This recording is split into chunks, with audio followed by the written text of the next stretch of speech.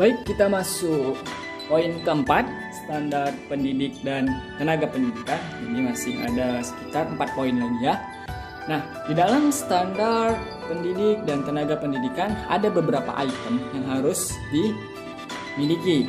Yang pertama, ijazah dan sertifikat. Nah, jadi ijazah guru-guru, ijazah tenaga pendidikan itu ya harus sesuai ya. Misalnya guru tersebut ijazahnya itu S1-nya pendidikan agama Islam, maka harus kita sesuaikan dengan bidang studi yang diampunya. Jadi tidak bisa nanti pendidikan agama Islam ngajarnya ngajar olahraga, atau sebaliknya guru matematika ngajar IPA ya. Nah, kalaupun dia PGSD, apa yang terjadi? Maka di PGSD ada kuliah khususnya ya, namanya strata 1 PGSD ya, jadi itu beda lagi. Tapi kalau untuk tingkatan SMP dan SMA itu dia udah sesuai dengan ijazahnya masing-masing ya. Yang selanjutnya, semua guru harus memiliki RPP tanpa terkecuali. RPP-nya itu disesuaikan dengan kebutuhan lembaga pendidikan masing-masing. Jadi tidak bisa RPP di sekolah B kita masukkan di sekolah kita. Itu tidak bisa. Kenapa? Karena di masing-masing sekolah ada kebudayaannya masing-masing. Jadi disesuaikan saja. Misalnya kita ambil dari RPP sekolah B, kita masukkan di sekolah A, ya harus kita modifikasi dengan kebiasaan yang ada di sekolah kita. Yang selanjutnya yang C, ada dokumentasi rapat guru dan orang tua siswa. Biasanya ini di awal-awal semester ya.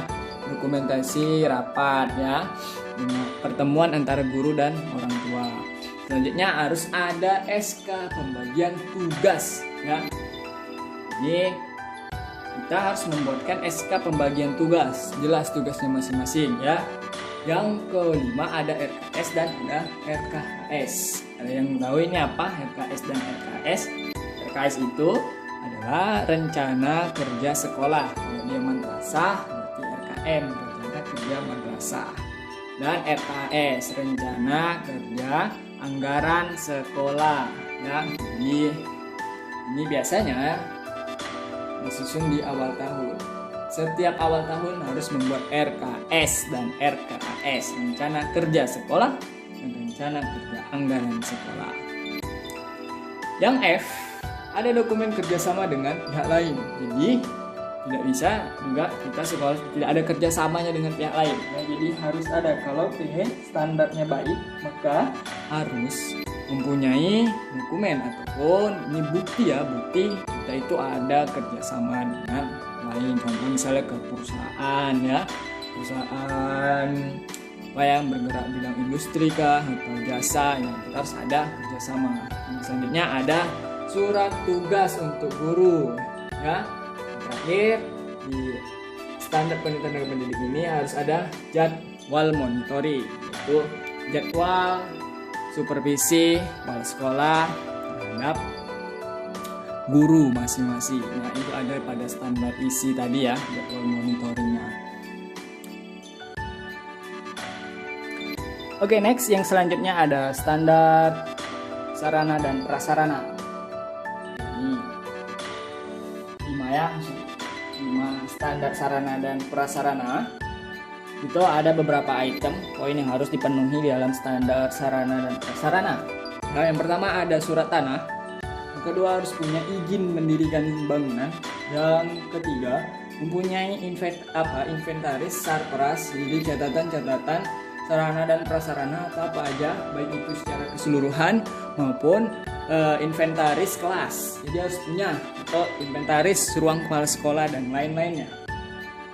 Selanjutnya harus mempunyai denah bangunan ya, denah bangunan harus mempunyai sanitasi yang baik meliputi 4 hal, dan harus mempunyai laboratorium, perpus, tempat ibadah, UKS, toilet, dan tempat bermain. Nah, tentunya untuk standar ini semua kita bisa lihat pada Permendikbud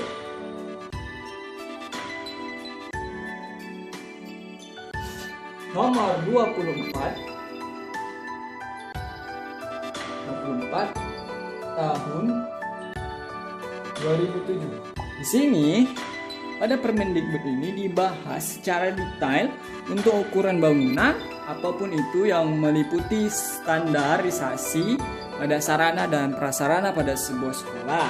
Jadi di sini dijelaskan mulai dari tingkat SD, SMP, dan SMA. Semua standarisasinya termaktub di dalam Permendikbud nomor 24 tahun 2007.